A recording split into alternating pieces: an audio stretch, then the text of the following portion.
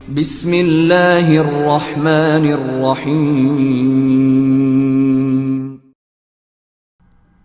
Episode 11۔ کتاب کا نام سنہری غول، مصنف اسلم راہی MA۔ رسول اللہ صلی اللہ علیہ وسلم نے فرمایا، اے عدی، اگر تمہاری زندگی کچھ لمبی ہوئی تو تم دیکھو گے کہ ہودج میں ایک عورت اکیلی حرا سے سفر کرے گی اور مکہ پہنچ کر کعبے کا طواف کرے گی، اور اللہ کے سوا اسے کسی کا بھی خوف نہ ہوگا۔ یہ ان قبائلی ڈاکوؤں کی داستان ہے جنہوں نے اسلام قبول کرنے کے بعد اپنی دنیا و آخرت بنا لی تھی۔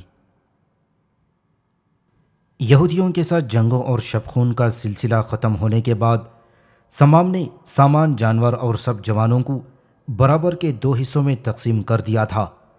ایک حصہ صدف میں آباد کر دیا گیا اور دوسرا القطر میں۔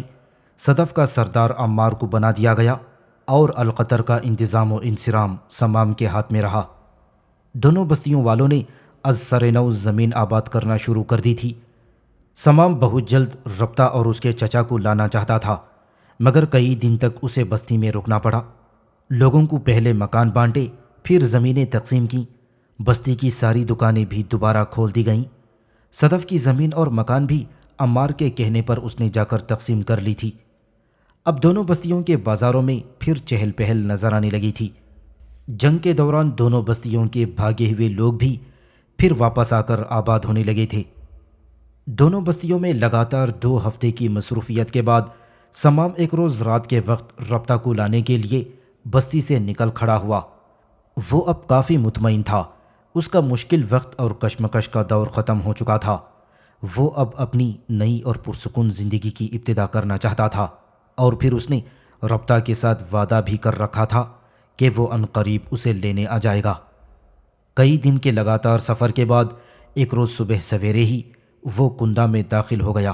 ربطہ سے ملنے کی خوشی میں اس کا دل بری طرح دھڑک رہا تھا، مگر جب وہ ربطہ کے گھر داخل ہوا اس کا دل ہول کھا گیا اور وہ ایک عجیب الجھن میں پڑ گیا۔ مکان خالی پڑا تھا۔ پورا صحن درختوں کے سوکھے پتوں سے اٹا پڑا تھا جو ہوا کے دوش پر ادھر ادھر اڑتے پھر رہے تھے۔ ایسا معلوم ہوتا تھا جیسے یہ مکان عرصے سے غیر آباد پڑا ہوا ہو۔ مکان کے اندرونی دروازے بھی کھلے ہوئے تھے۔ سمام نے اندر جھانکا۔ اندرونی حصہ بھی بھائیں بھائیں کر رہا تھا۔ سب کمرے خالی پڑے تھے۔ کوئی چھوٹا موٹا برتن تک اسے وہاں نظر نہ آیا۔ ہاں، ایک جنگلی بلی جو ہی وہ اندر آیا وہ باہر بھاگ گئی تھی۔ سمام کا سر گہری سوچ میں گر گیا تھا۔ اسے امید نہ تھی کہ یہاں آ کر اسے اس قدر مایوسی کا سامنا کرنا پڑے گا۔ کافی دیر تک وہ اداس اور بھاری بھاری آنکھوں سے مکان کی ویرانی اور ہولناکی کا جائزہ لیتا رہا۔ پھر اس نے اپنے گھوڑے کی باگیں تھامی اور مکان سے باہر آ کر گلی میں کھڑا ہو گیا۔ اس کا ذہن کام نہیں کر رہا تھا۔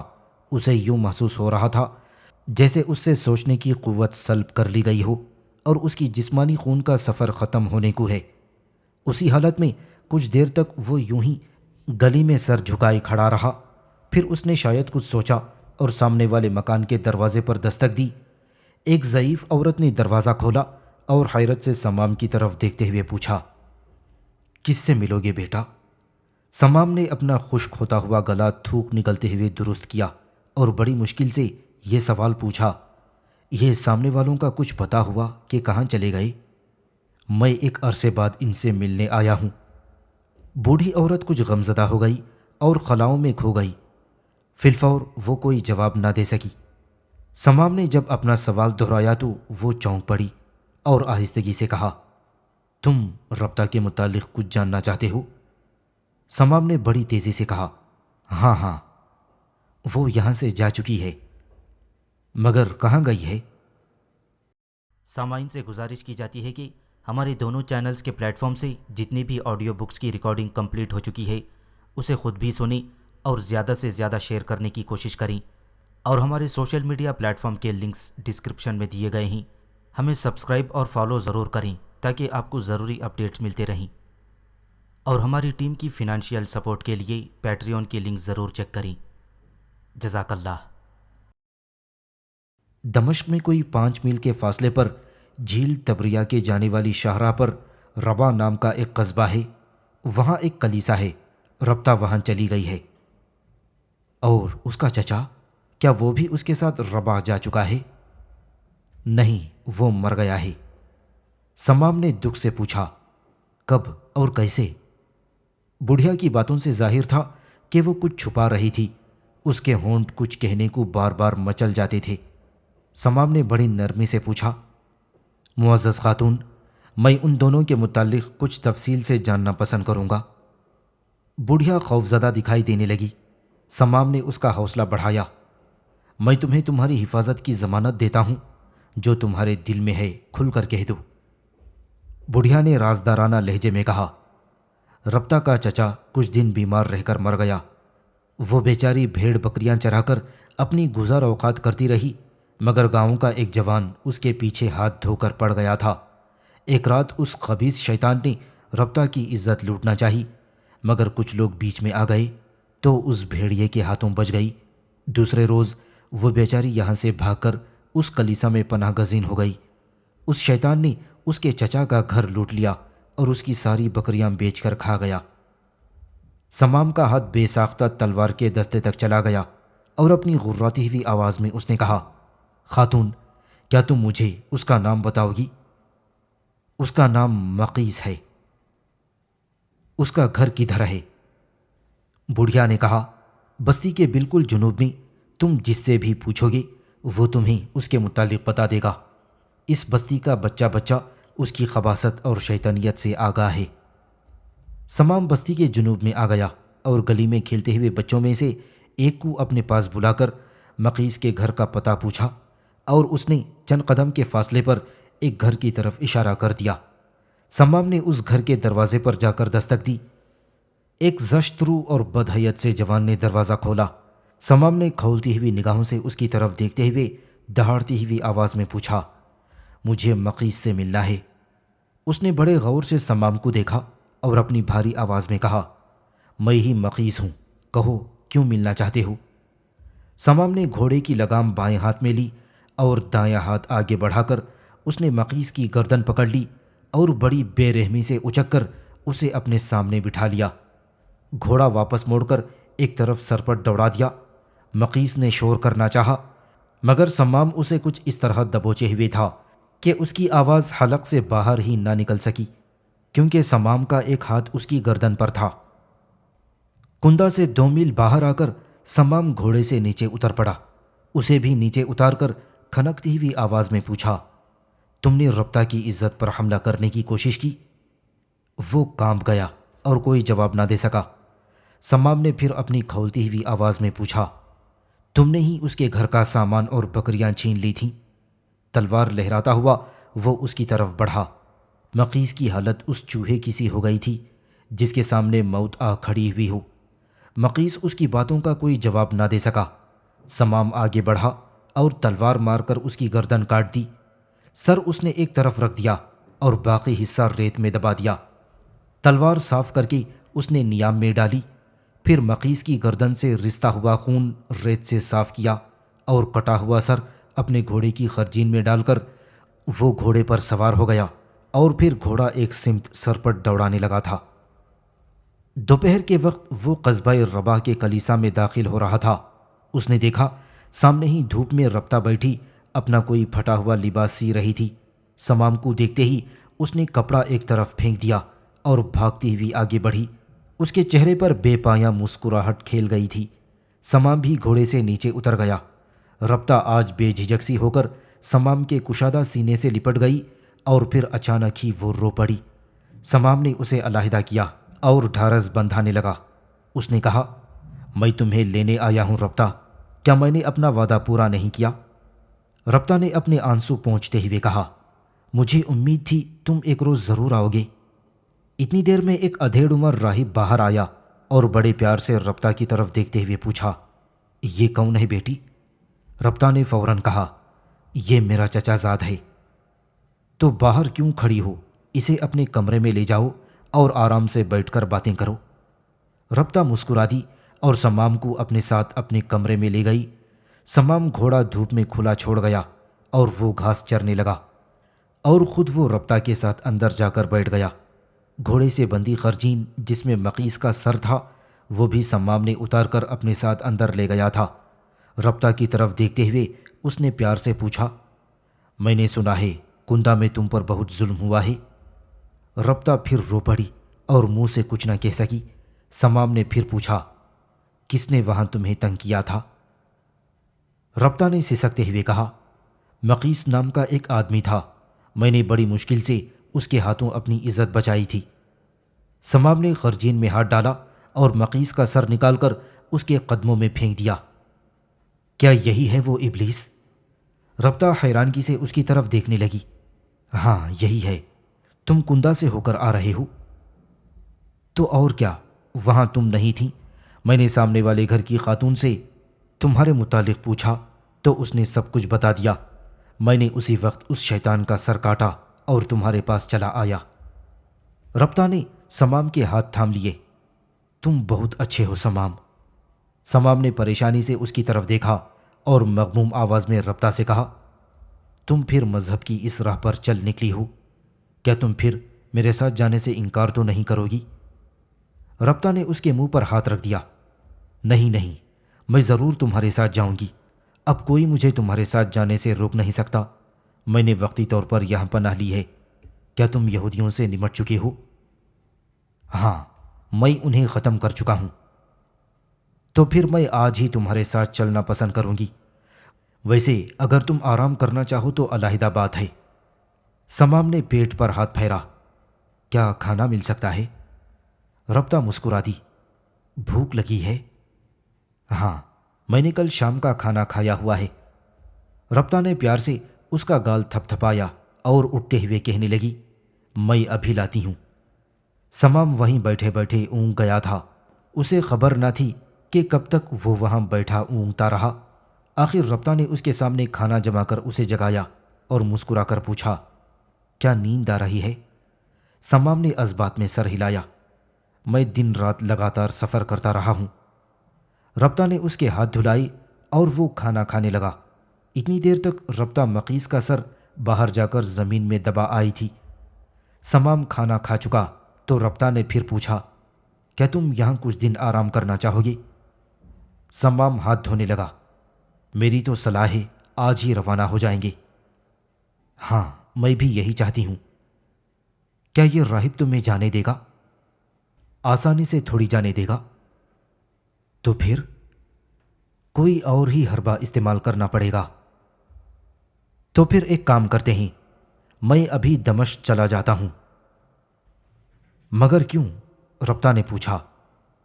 تم پہلے میری پوری بات سنو، میں وہاں جا کر گھوڑے کے چارے کا بندوبست بھی کر لوں گا اور تمہارے لیے کچھ نئے کپڑے بھی خرید لوں گا، اور ساتھ ہی وہاں سے کچھ زیادہ راہ بھی لے لوں گا۔ تم راہب سے کہہ دینا کہ میں چلا گیا ہوں، ظاہر ہے وہ یقین کر لے گا اور اسے کسی قسم کا شبہ نہ ہوگا، مگر جب وہ سو جائے تو تم جانے کی تیاری کر لینا، اور پھر میں دمشق سے آ جاؤں گا۔ میرے آنے تک تمہیں بالکل تیار رہنا پڑے گا۔ میں گھوڑا دور ہی کھڑا کر آؤں گا تاکہ ٹاپوں کی آواز سے راہب جاگ نہ اٹھے، اس طرح ہم یہاں سے بھاگ جائیں گے۔ ربطہ خوش ہو گئی۔ ہاں، یہ بالکل ٹھیک ہے۔ اس پر سمام کھڑا ہو گیا۔ اچھا، تو میں اب چلتا ہوں۔ ربطہ اسے باہر تک چھوڑنے آئی۔ سمام گھوڑے پر بیٹھا اور دمشق کی طرف جانے والی شاہراہ پر اس نے اپنے گھوڑے کو سر پر دوڑا دیا تھا۔ شہر کی اسی سرائے میں اس نے قیام کیا تھا جہاں چند روز قبل وہ یہودیوں کے تجارتی قافلے کے تعاقب میں عمار کے ساتھ ٹھہر چکا تھا۔ سرائے کے مالک نے اس کے گھوڑے کے لیے چارے کا انتظام کر دیا تھا اور خود وہ بڑے پرسکون ماحول میں آرام کرنے لگا۔ شام تک وہ وہیں پڑا رہا۔ جب اندھیرا خوب چھا چکا تو وہ سرائے سے نکلا اور گھوڑے پر سوار آہستہ آہستہ بازار کی طرف چلنے لگا۔ جب وہ ذرا اور آگے بڑھا تو دفتن اس کی نگاہ جرش کے یہودی سردار شمعون پر پڑی اور پھر سمام کے چہرے پر درندگی ناچنے لگی۔ انتقام کا ابلیس رقص کرنے لگا تھا۔ وہ فوراً گھوڑے سے نیچے کود پڑا اور شمعون کے سامنے آ کھڑا ہوا اور غراتے ہوئے کہا، اب بچ کر کہاں جاؤ گے؟ شمعون گھبرا گیا۔ جو ہی اس نے تلوار کھینچنا چاہی، سمام نے اسے کاٹ کر رکھ دیا۔ وہ ابھی زمین پر گرے ہوئے شمعون کو بڑے غور سے دیکھ رہا تھا کہ اس کے سامنے اور پیچھے سے 6 آدمی اس پر حملہ آور ہو گئے۔ وہ شاید شمعون کے ساتھی تھے۔ انہوں نے سمام کو پوری طرح گھیر لیا تھا۔ کوئی اور ہوتا تو شاید ہمت چھوڑ دیتا، مگر صحرا نشین یوں سر عام ذلت کی موت قبول نہیں کر سکتے۔ اس نے اپنے بدن کو سمیٹا، ڈھال کو ایک خاص انداز میں اپنے سامنے رکھا اور سب کو دزدیدہ نگاہوں سے دیکھتا ہوا وہ مقابلے کے لیے تیار ہو گیا۔ ان سب نے آگے بڑھ کر ایک ساتھ سمام پر بھرپور حملہ کر دیا۔ سمام فوراً پینترا بدل گیا اور اپنی ڈھال اور تلوار کے سائے میں وہ اپنے آپ کو محفوظ کر گیا۔ وقت ضائع کیے بغیر اس نے ایک لمبی جست لگائی اور ان کے درمیان سے نکل کر وہ ایک طرف ہٹ کر کھڑا ہو گیا۔ وہ بار بار آگے بڑھتے ہوئے اس پر وار کرنے لگے تھے، مگر سمام بڑی صفائی سے اپنا آپ بچاتا رہا۔ آہستہ آہستہ کھسکتا ہوا وہ اپنے گھوڑے کے پاس آیا۔ وہ بھی اس کے پیچھے پیچھے تھے۔ پھر پلک جھپکنے میں اس نے 2 خنجر نکالے اور سامنے آنے والے 2 یہودیوں کے دل میں پیوست کر دیے۔ باقی 4 یہودی کچھ سست پڑ گئے تھے، شاید انہیں اپنے سامنے موت نظر آنے لگی تھی۔ سمام اب مطمئن نظر آ رہا تھا، تاہم اس نے تیسرا خنجر بھی نکال کر تیار کر لیا تھا۔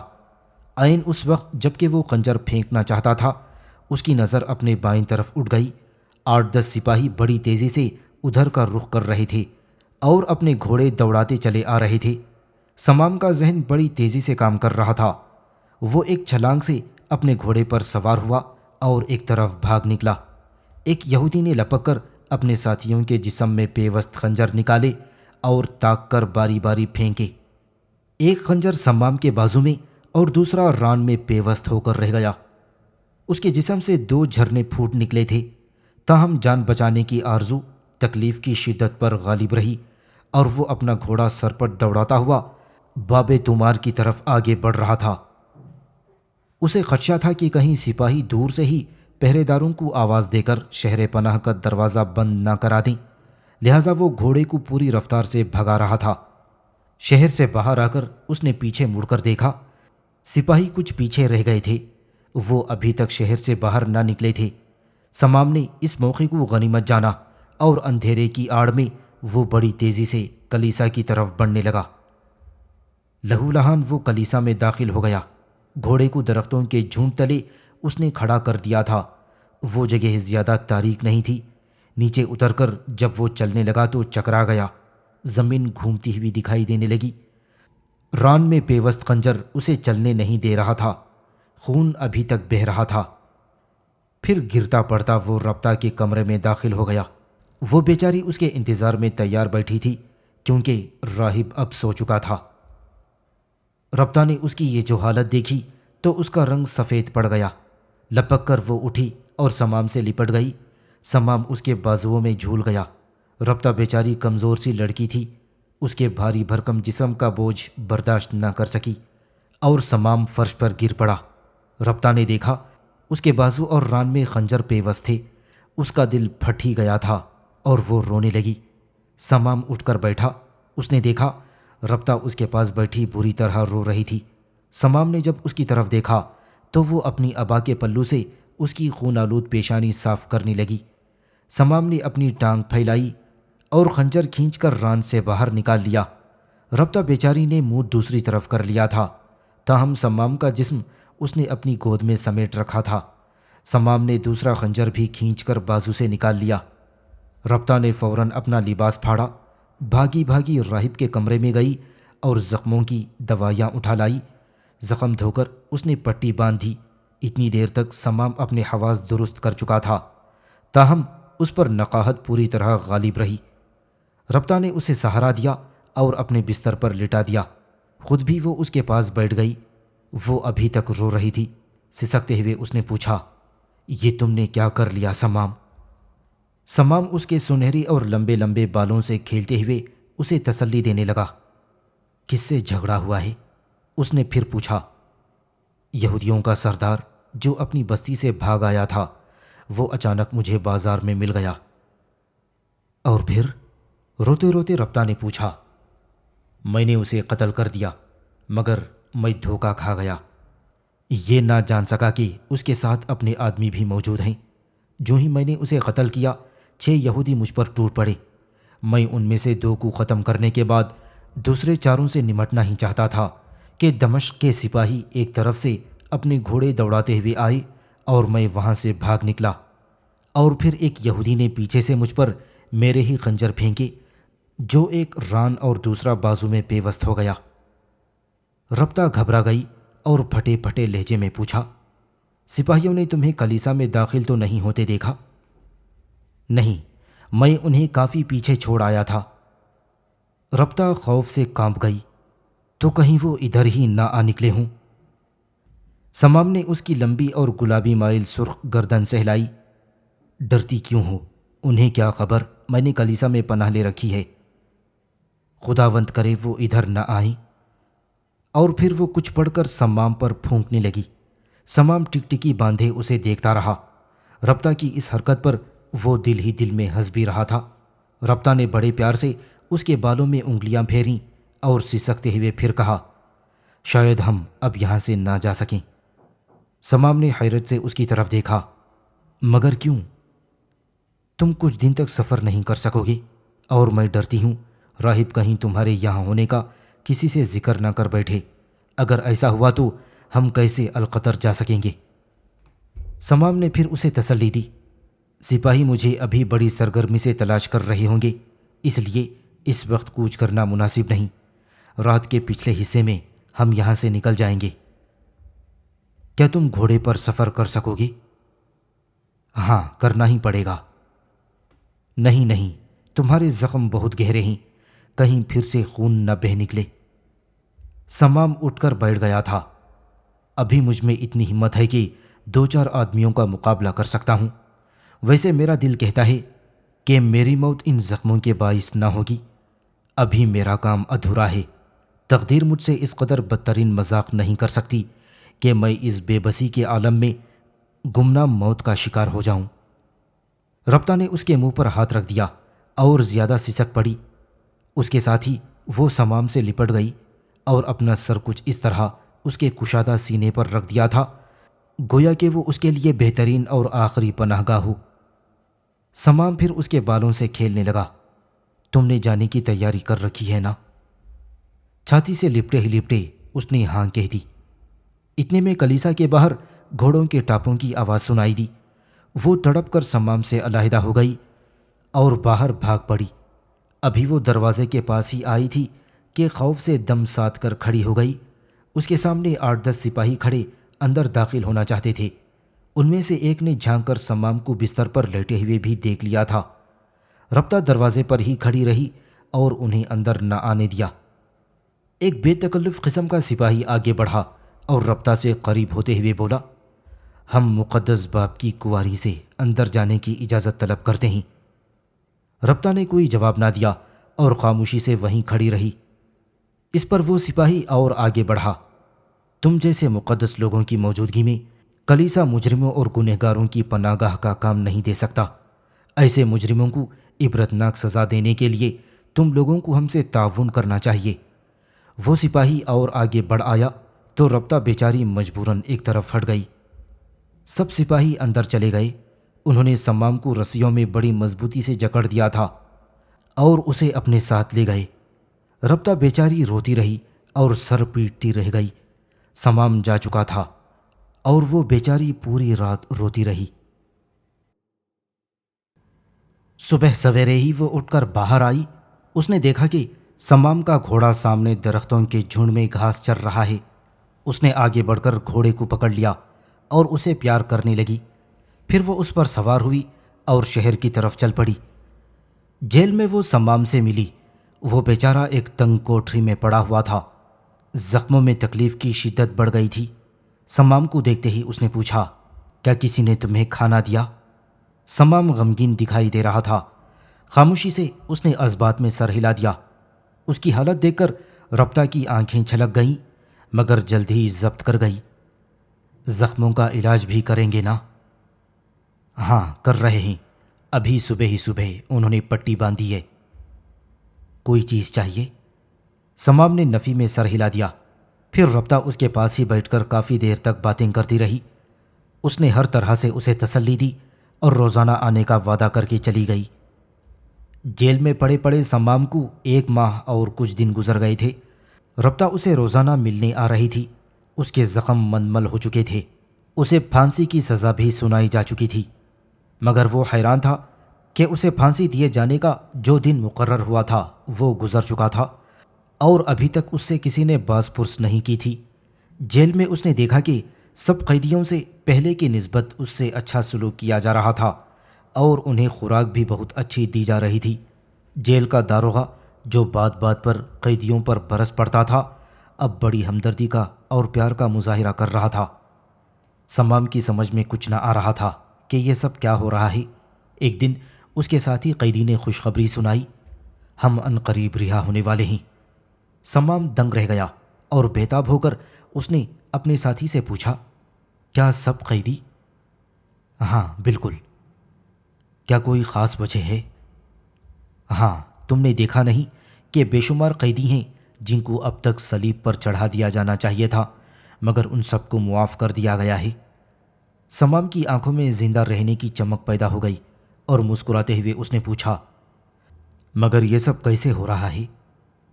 حکومت اپنے فائدے کے لیے کر رہی ہے، ہمیں آزاد کرنے میں ان کا کیا فائدہ ہوگا؟ سمام نے پوچھا۔ بہت بڑا فائدہ ہے، وہ ہمیں قربانی کا بکرا بنانے والے ہیں۔ مگر کس طرح؟ مسلمانوں نے شام پر لشکر کشی کر دی ہے۔ ان کے مختلف جرنیل اپنے اپنے لشکروں کے ساتھ اجنادین کے پاس رومیوں سے جنگ کرنے کے لیے جمع ہو رہے ہیں۔ انہوں نے اپنے سب سے زیادہ خوفناک اور جری سپہ سالار کو بھی ادھر ہی کا رخ کرنے کو کہہ دیا ہے۔ اس کا نام خالد بن ولید ہے، اور میں نے جیل کے سپاہیوں سے سنا ہے کہ وہ عراق سے نکل کر صحرائے حماد کی بستیوں کو رونتا ہوا بڑی تیزی کے ساتھ ایک انجانے راستے سے اجنادین کی طرف بڑھ رہا ہے۔ سنا گیا ہے کہ اس کے سامنے کوئی بھی لشکر زیادہ دیر تک ٹھہر نہیں سکتا۔ کہتے ہیں وہ بلا کا زیرک، نڈر اور شجاع ہے۔ سمام نے مغموم لہجے میں کہا، اگر وہ صحرائے حماد سے گزر رہا ہے تو یقیناً اس نے میری بستیوں کو بھی تاراج کر دیا ہوگا۔ ہاں ہاں، یہ بھی سنا گیا ہے کہ جس راستے سے گزر رہا ہے تباہی ہی تباہی اور ویرانی ہی ویرانی پھیلاتا جاتا ہے۔ صحرائے حماد کے زیادہ تر لوگ، جن میں عرب شامل ہیں، سب اس کے ہاتھوں مسلمان ہو چکے ہیں۔ سمام کو اپنی بستیوں کی تباہی کا یقین ہو گیا تھا۔ اس کا سر جھک گیا اور مغموم دکھائی دینے لگا۔ دوسرے قیدی نے پھر کہنا شروع کیا، عنقریب ہمیں یہاں سے نکالا جائے گا۔ سمام نے دکھ بھرے لہجے میں کہا، مجھے تو اب یہیں پڑا رہنے دیں تو بہتر ہے۔ میرا تو اب اس دنیا میں کوئی ٹھکانہ ہی نہیں رہا۔ میں نے بڑی محنت اور جان فشانی سے اپنی بستیوں کو آباد کیا تھا۔ قیدی نے طنز کرتے ہوئے کہا، قیدیوں کو اپنے گھروں کی طرف تھوڑا ہی جانے دیا جائے گا۔ سمام حیرت زدہ ہو گیا، تو پھر؟ سب کو جنگ میں جھونکیں گے۔ یہ بے رحم بھیڑیے ہمیں جنگ کا ایندھن بنا رہے ہیں۔ اس سے بہتر تھا کہ ہمیں جلاد کے حوالے کر دیا ہوتا۔ اب سمام کی آنکھیں چمک اٹھیں اور وہ کھڑا ہو گیا۔ میں ضرور جنگ میں حصہ لوں گا۔ جیل میں گھٹ گھٹ کر مرنے کے بجائے میں اپنے دشمنوں کو زخمی کرتے ہوئے موت سے بغلگیر ہونا زیادہ پسند کروں گا۔ دوسرے قیدی نے غور سے سمام کی طرف دیکھا، تم بھی عرب ہو نا؟ ہاں، میں بھی عرب ہوں، اس میں کیا شک ہے؟ اس قیدی نے ایک چرکا لگایا، تو وہ مسلمان بھی تو عرب ہیں، کیا تم اپنے عرب بھائیوں سے لڑنا پسند کرو گے؟ سمام کا سر جھک گیا۔ کچھ دیر کی فکر کے بعد اس نے پھر سر اٹھایا، مگر انہوں نے میری بستیوں کو تاراج بھی تو کیا ہے۔ اس قیدی نے بھناہٹ سے کہا، تم عرب لوگ بہت لڑاکے ہوتے ہو۔ مجھے چند عربوں سے واسطہ پڑا تھا، وہ بات بات پر تلوار کھینچ لیتے تھے اور لڑنے مرنے کو تیار ہو جاتے تھے۔ آخر میں نے ان کی صحبت کو خیر بات کہہ دیا۔ سمام نے بڑے غور سے اس قیدی کی طرف دیکھا، کیا تمہیں کچھ خبر ہے ہمیں کب یہاں سے نکالیں گے؟ سنا ہے بہت جلد نکالیں گے۔ کیا یہ لوگ ہمیں اپنی نگرانی میں اجنادین لے کر جائیں گے؟ وہ قیدی پھیکی ہنسی ہنس کر بولا، تو اور کیا، میرا تو یہ خیال ہے ہمیں یہ باندھ کر لے جائیں گے۔ سمام نے لمبا سانس لیا۔ خیر، جو مقدر میں لکھا جا چکا ہے اس کا سامنا تو کرنا ہی ہوگا۔ قبل اس کے کہ دوسرا قیدی کچھ کہتا، سمام نے دیکھا ربطہ اس سے ملنے آ گئی تھی، لہٰذا وہ تیز تیز قدم اٹھاتا ہوا اس کی طرف چلا گیا تھا۔ یہودیوں کے ہاتھوں شکست کھانے کے بعد جنید اور سلیمان جان بچا کر بھاگ گئے تھے۔ کئی ماہ تک انہوں نے دور و نزدیک کی عرب بستیوں کو متحد کر کے یہودیوں کے مقابلے میں لانا چاہا، مگر انہیں کوئی کامیابی حاصل نہ ہو سکی۔ کئی ماہ تک بیکار ادھر ادھر بھٹکنے کے بعد انہوں نے حضرت خالد بن ولید رضی اللہ تعالیٰ عنہ کے لشکر میں شامل ہونے کا ارادہ کر لیا، جو اس وقت عراق فتح کرنے میں مشغول تھے۔ ان کا خیال تھا کہ لشکر میں شامل ہو کر وہ حضرت خالد بن ولید رضی اللہ تعالیٰ عنہ سے یہودیوں کے مقابلے میں مدد کرنے کی بھی درخواست کریں گے۔ وہ چونکہ دونوں مسلمان ہو چکے تھے، لہٰذا جہاد میں شرکت بھی لشکر میں شامل ہونے کا سب سے بڑا سبب تھا۔ دونوں خالد بن ولید کے لشکر میں اس وقت آ شامل ہوئے جب وہ اپنے لشکر کے ساتھ فراز کی طرف پیش قدمی کر رہے تھے۔ یہ جگہ شام، عراق اور جزیرے کی سرحد پر واقع ہے۔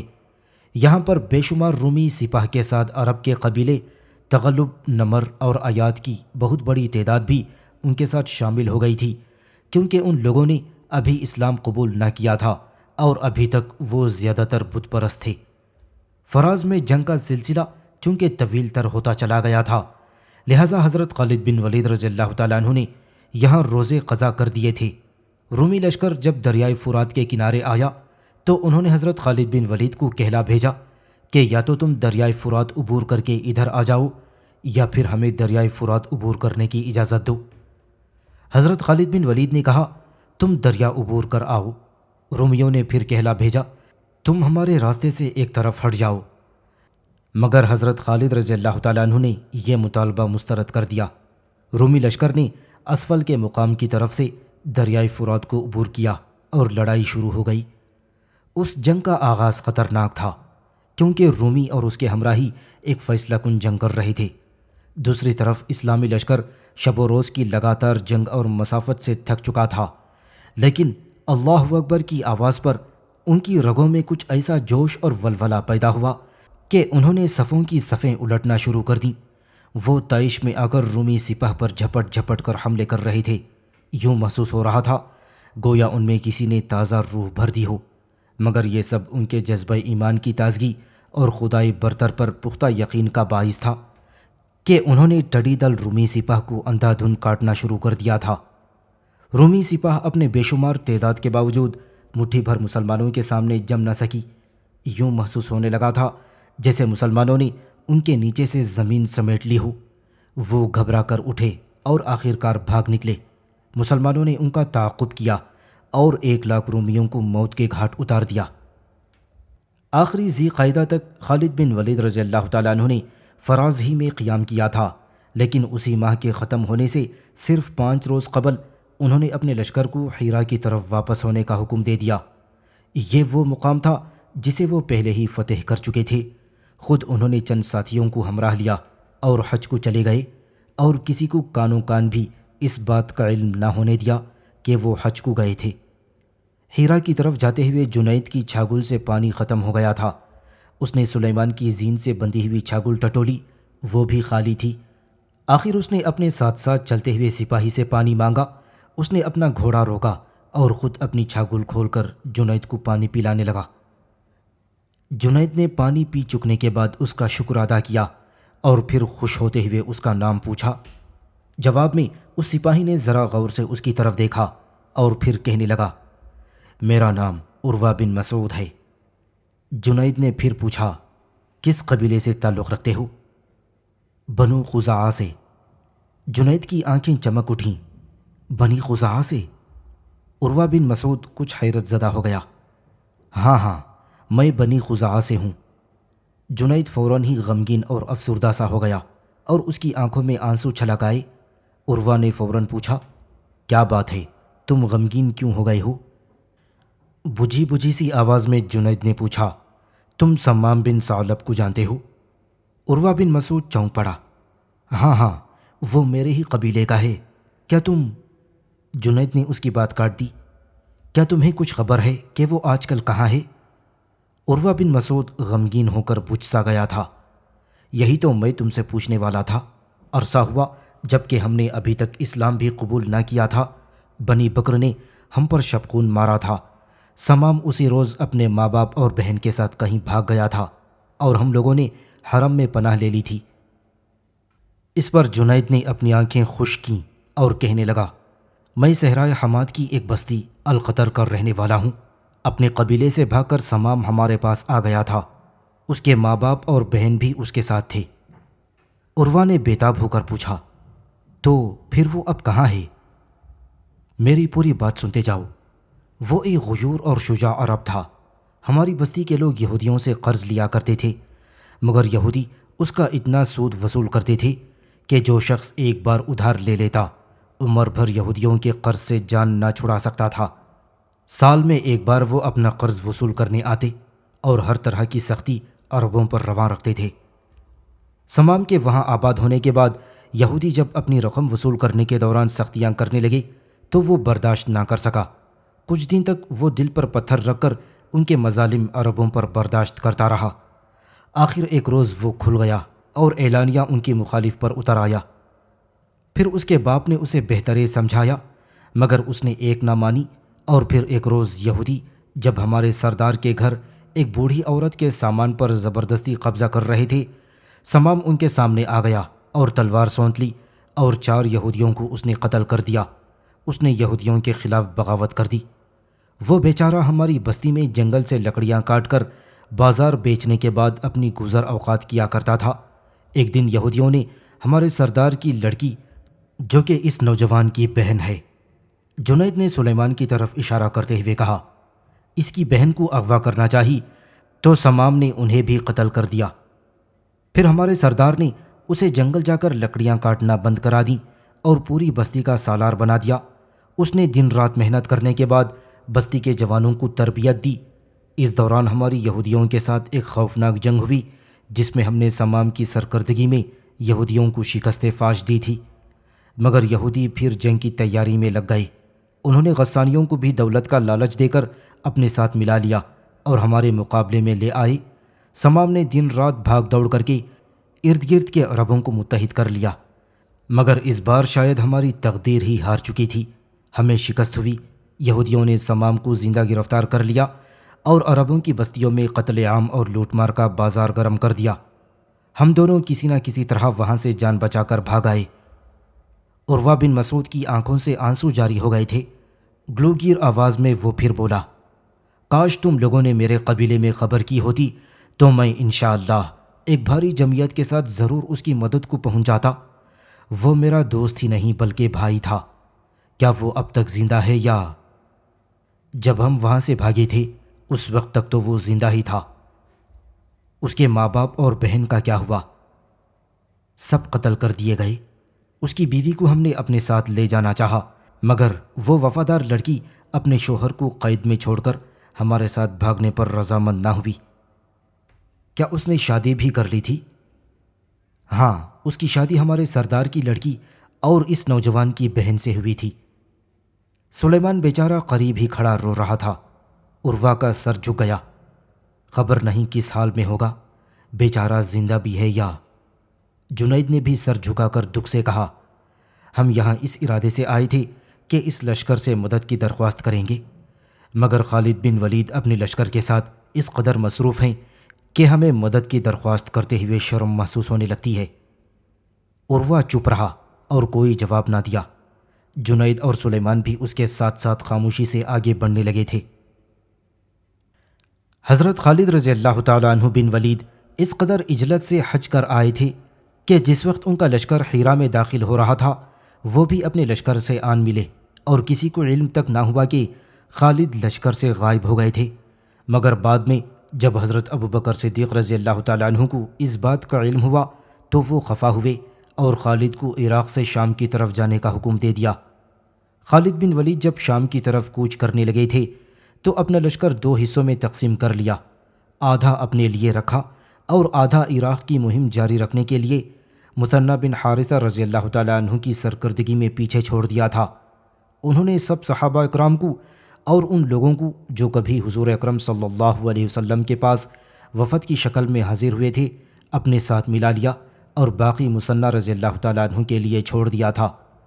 جنید اور سلیمان بھی پیچھے چھوڑ دیے گئے۔ انہیں اس بات کا بے حد دکھ تھا کیونکہ حضرت خالد بن ولید صحرائے حماد میں سے ہو کر شام کی طرف جا رہے تھے اور اس طرح انہیں القطر کے پاس سے گزرنا تھا، لہٰذا ان کا خیال تھا کہ وہاں پہنچ کر وہ حضرت خالد رضی اللہ تعالیٰ عنہ سے یہودیوں کے خلاف مدد لینے کی درخواست کریں گے۔ وہ بے حد پریشان ہو گئے تھے مگر کچھ نہ کر سکتے تھے، کیونکہ سالار کے آگے زبان کھولنا خلاف قانون سمجھ رہے تھے۔ آخر مثنہ بن حارث رضی اللہ تعالیٰ عنہ نے ان کی مشکل آسان کر دی۔ انہوں نے حضرت خالد رضی اللہ تعالیٰ عنہ سے کہا کہ آپ سب صحابہ کو اپنے ساتھ لے کر جا رہے ہیں، میں صحابہ کے بغیر کیسے فتح حاصل کروں گا؟ آپ امیر المؤمنین کے حکم کے مطابق لشکر تقسیم کریں۔ حضرت خالد نے مثنہ رضی اللہ تعالیٰ عنہ کا اعتراض سن کر کچھ صحابہ کرام واپس کر دیے اور ان کے بدلے دوسرے آدمی لے لیے۔ ان میں جنید اور سلیمان بھی ان کے لشکر میں آ گئے اور لشکر شام کی طرف کوچ کر گیا۔ حضرت خالد جس وقت ایک جگہ حدودہ میں داخل ہوئے تو وہاں کے لوگوں نے آگے جانے کے لیے راستہ بند کر دیا اور مقابلے پر اتر آئے مگر شکست کھائی۔ پھر یہاں سے نکل کر اسلامی لشکر فصیح پہنچا۔ یہاں بنی تغلب مقابلے پر آ کھڑے ہوئے، ایک سخت معرکہ ہوا اور صبح سے دوپہر تک لڑائی ہوتی رہی اور ظہر کے بعد تک بنی تغلب مقابلے کی سکت نہ لاتے ہوئے بھاگ کھڑے ہوئے۔ کچھ کو مسلمانوں نے قید کر لیا، ان کے اسباب اور خیموں پر بھی قبضہ کر لیا گیا تھا، اور انہی قیدیوں میں صہبہ بنت حبیب بن بحیر والدہ عمر بن حضرت علی ابن ابی طالب بھی شامل تھیں۔ یہاں سے دوسرے روز اسلامی لشکر قراقر کے مقام پر پہنچا اور شبخون مار کر اپنا راستہ صاف کر لیا۔ مثنہ بن حارث رضی اللہ تعالیٰ عنہ بھی یہاں تک حضرت خالد بن ولید کے ساتھ آئے تھے۔ یہاں سے وہ واپس لوٹ گئے۔ لشکر نے یہاں ایک دن قیام کیا۔ یہاں سے حضرت خالد بن ولید نے کسی کو صحرا میں رہبری کرنے کے لیے ڈھونڈا مگر کوئی تیار نہ ہوا۔ آخر حضرت خالد رضی اللہ تعالیٰ عنہ نے حضرت رافع رضی اللہ تعالیٰ عنہ کو رہبری کے لیے بلوایا۔ انہوں نے ڈرتے ڈرتے قبول کر لیا مگر حضرت خالد رضی اللہ تعالیٰ عنہ پر واضح کر دیا تھا کہ بخدا اس صحرا کو ایک آدمی بھی عبور نہیں کر سکتا، اور آپ اتنے بڑے لشکر کے ساتھ کس طرح اسے عبور کریں گے؟ لگاتار 5 دن تک پانی ملنے کی کوئی امید نہیں ہے۔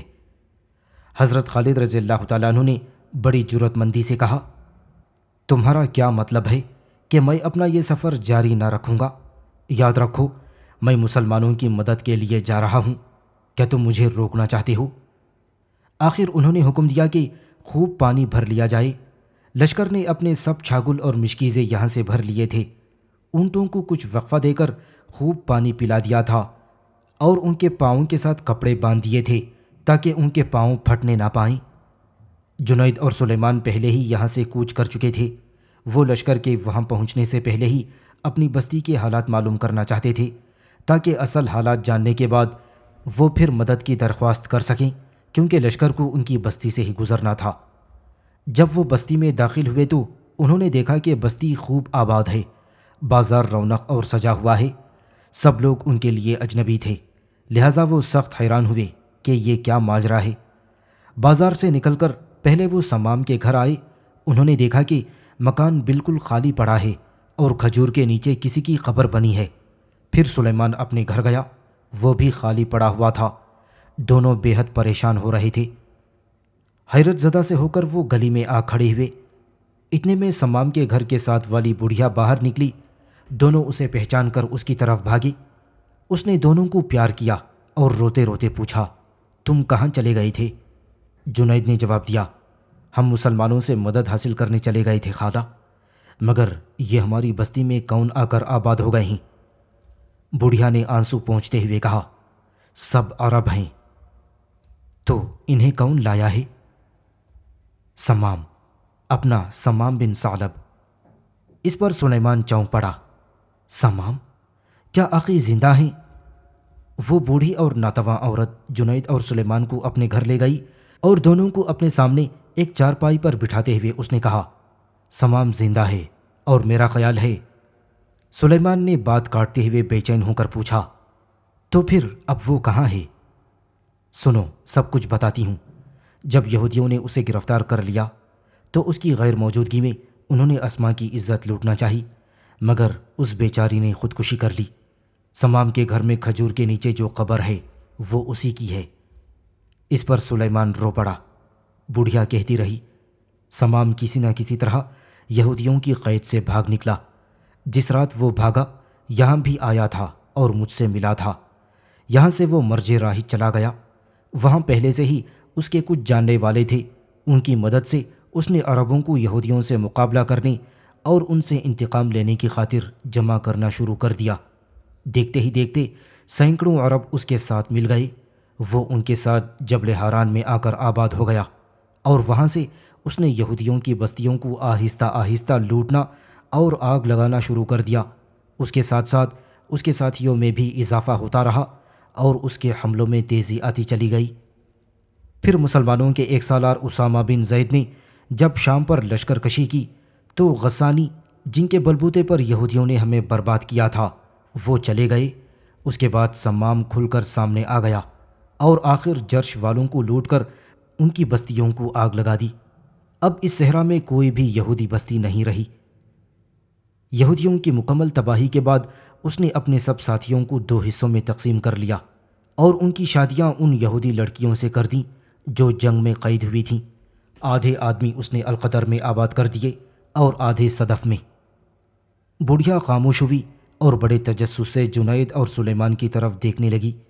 سلیمان نے آنسو پونچھتے ہوئے پوچھا، مگر اب اخی کہاں ہیں؟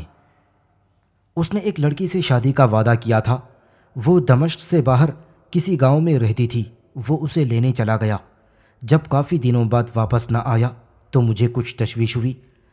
آخر کچھ جوان یہاں سے اس کا پتہ کرنے گئے تھے اور پتہ چلا کہ دمشق میں اسے کہیں جرش کا سردار شمعون نظر آ گیا تھا۔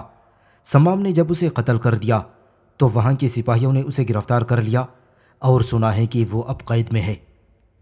سلیمان اداس ہو گیا، اس کی گردن جھک گئی تھی اور وہ بری طرح اپنے ہونٹ کاٹ رہا تھا۔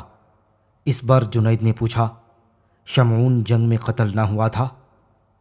نہیں، وہ اور اس کا بیٹا بھاگ گئے تھے۔ جنید نے وثوق سے کہا، اگر وہ زندہ ہے تو ہم ضرور اسے قید سے نکال لیں گے۔ وہاں سے اٹھ کر ان دونوں نے اسما کی قبر پر فاتحہ پڑھی اور سمام کے گھر میں دونوں قیام کرنے کے بعد اپنے لشکر کا انتظار کرنے لگے تھے۔